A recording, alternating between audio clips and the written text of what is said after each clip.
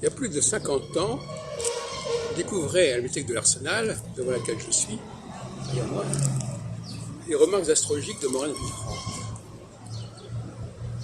l'édition de 1657, qui viendra quelques années plus tard, en 1975, cet ouvrage paru aux éditions Retz, dans les collections bibliothécaires Hermetica, dirigées par René Allot.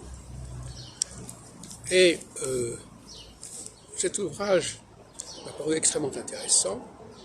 À l'époque, c'était donc il y a 71 à peu près, il y a donc plus de 50 ans, parce que, d'une part, on pouvait lire Morane Villefranche en français, alors qu'on nous disait toujours qu'il était uniquement en latin et qu'il fallait traduire. Il y avait des traductions de Selva et de Hieros.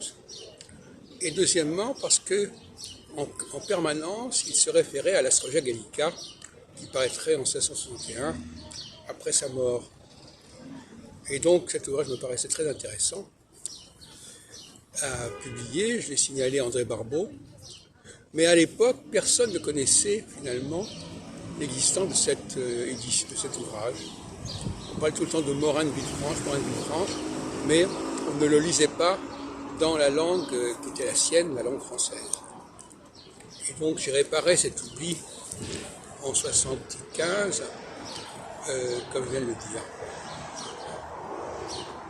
Cela dit, donc en 1993, j'ai publié une autre édition qui était l'ouvrage de Nicolas Bourdin, grand traducteur de Ptolémée, qui avait traduit les Centiloques, et Morane Villefranche était attaqué à Bourdin en 50 ans, première édition qui était de 1654. Et alors je disais que ça me paraissait extrêmement sain, cette polémique entre deux astrologues qui ne se faisaient pas de cadeaux en tout cas. Et donc c'était assez prémonitoire de mon idée que le milieu astrologique devait être vivant, devait être traversé par des polémiques, par des débats, et non pas être basé sur un petit consensus mou à la destination des élèves en astrologie et des clients en astrologie.